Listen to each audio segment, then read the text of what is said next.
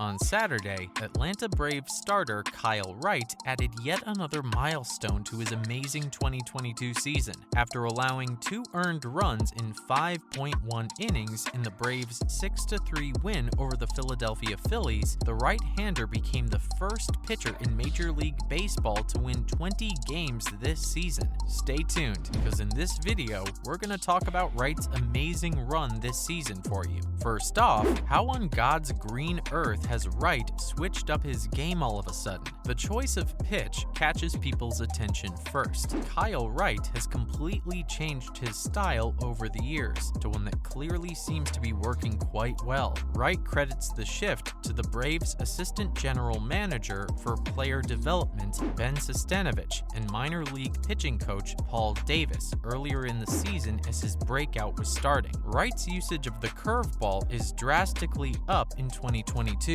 while his usage of the slider and four-seamer is drastically down, as shown by the rolling pitch selection chart below. Now we know that stats bore you, but to convey just how much the boys' numbers have shot up, we gotta spill some numbers, man. The usage of the curveball has increased this season to 34.1%, after never exceeding 22.7% and declining to 14.3% in 2021. The percentage of times he used his four-seamer has decreased to 19.6% in 2022. Other than 2020, where he pitched a lot of sinkers and was marginally less horrible as a result, his four-seamer had been employed between 34.6 and 50.8% of the time. Oh, did you think that's all? Well, you thought wrong. Wright has drastically improved his game, and now that we've mentioned what's different, let's now move on to how he's making all these changes to his game. Wright's slider/cutter utilization has apparently fallen considerably. Wright never utilized his slider/cutter device less than 19.5% of the time before 2022. His use drops to 7.1% in 2022, falling below his changeup into the 5th pitch range. Wright has really zeroed in on throwing what works and knocking out some of what doesn't by switching up his pitch choices. Wright has also been more careful about the pitches he uses depending on whether he's facing a left-handed or a right-handed pitcher, while the usage of his new go-to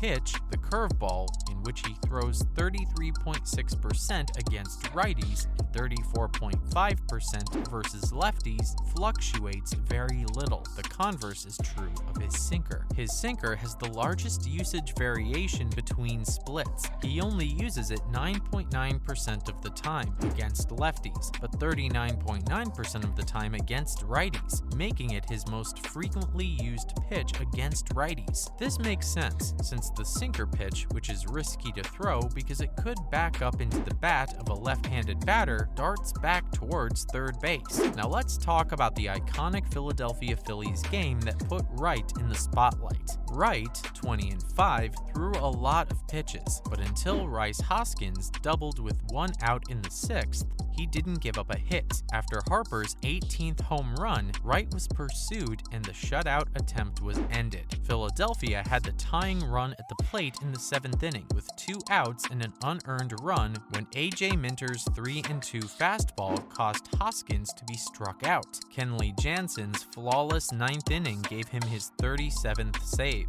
Atlanta got on the board quickly, capitalizing on Bailey Falter's failure to keep the ball out of the middle of the plate. Falter, 5-4, suffered his first loss since July 24th, when the Braves scored 6 runs and collected 10 hits against him in 32 1/3 innings. In the 3rd, Contreras hit his 20th home run. In the 4th, Harris added his 19th 2-run homer. For Atlanta, Vaughn Grissom and Travis d'Arnaud each got 2 hits. Next, let's go over his career highlights, shall we? Wright had 2 career victories, both in 2020, in 21 appearances going into this season, including a 0-1 record and a 9.95 ERA in 2 starts from the previous year. The 26-year-old's accomplishments serve as yet another example of Atlanta's recent success in player development. In the 2017 draft, the Braves selected Wright with the 5th overall pick.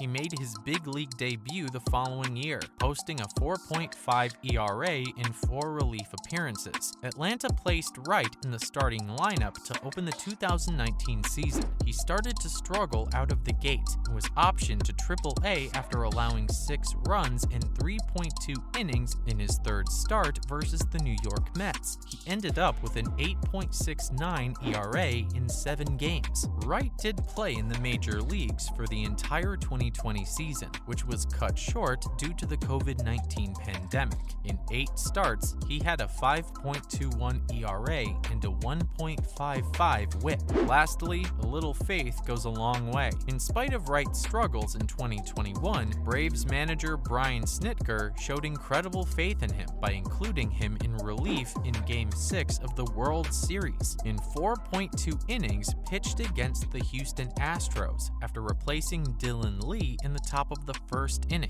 He gave up just 1 run. Atlanta ultimately prevailed 3-2 to win the World Series for the first time since 1995. In his second full season, Wright has already surpassed his career highs in games started 29, innings played 175.1, and strikeouts 171. The Vanderbilt alumnus is the second National League pitcher since 2017 to record 20 victories in a season. Julio Urias, 2021. It's been awfully long since the last time Atlanta had a 20-game winner. It was a gentleman back in 2003 by the name Russ Ortiz. Ringing any bells? We're hearing them. Wright's win also meant that now the Braves could get within 1.5 games of the New York Mets atop the NL East. Now, what good is that? Well, we know that both clubs have already kinda guaranteed their slots in the postseason, but there's a catch. The division champion will be able to slide through without having to compete in the dreaded wild card round. Yup, that's what's up. Now, onto other news. First up, 5 major days for the Mets. The Mets and Atlanta Braves are now tied at the top of the National League East after their loss to the Miami Marlins on Tuesday. This weekend is the game week between the rivals, and there is a chance that Hurricane Ian will cause delays and disruptions. The 5 days that follow are therefore a critical period. The Mets or the Braves can end up winning a decision title and earn an extremely valuable first-round bye in the playoffs. However, things can get tricky, especially if one of their games needs to be postponed until the day after the regular season is supposed to end. Moving on, MLB talking about backup plans for the Mets-Braves series. With Hurricane Ian coming down hard on the Gulf Coast of Florida, Major League Baseball is considering contingency preparations with the Mets and Braves in the event that the storm interrupts their 3-game series in Atlanta this weekend, as per numerous people briefed on the talks. Realistic choices include moving game timings or playing one or more games on October 6th, following the completion of the regular season. The National Weather Service predicts that Ian will make landfall in Florida early on Wednesday, bringing with it hurricane-force winds and possible fatal storm surges. The storm will then likely move north into Georgia, where it will likely cause downpours on Friday and Saturday while weakening. MLB, the Mets, and the Braves will continue to keep an eye on the forecast for the time being. The Mets are set to depart for Atlanta late on Wednesday, but the exact timing of the games may not be decided until as late as Friday morning. Lastly, Atlanta Braves visit the White House. Controversy over the team's Native American name ensues. On Monday, when President Biden met the World Series champion Atlanta Braves, the debate over Native American names in professional and collegiate sports reached the White House. Native Americans have long complained that the team's name and tomahawk insignia are disrespectful. During games, Braves supporters crudely imitate Native American battle songs by doing a tomahawk chop. That practice has also received scrutiny, most recently when the Braves defeated the Houston Astros in 6 games last year to become Major League Baseball champions. Biden, a reluctant defender of culture, avoided bringing up the issue over the name during the White House ceremony, which has since become a custom for professional and collegiate sports teams. Later on in the day, a reporter questioned White House Press Secretary Karine Jean-Pierre about the controversy over the Braves' name and the tomahawk chop. While the team has stated it will not consider a name change, numerous organizations have made the same declarations only to finally cave under pressure from the public. That's a wrap for this video. What are your thoughts on Kyle Wright going from being winless to becoming the ultimate king this season? Let us know in the comments below. Make sure to give this video a thumbs up and subscribe to our channel for more videos like this. See you in the next one.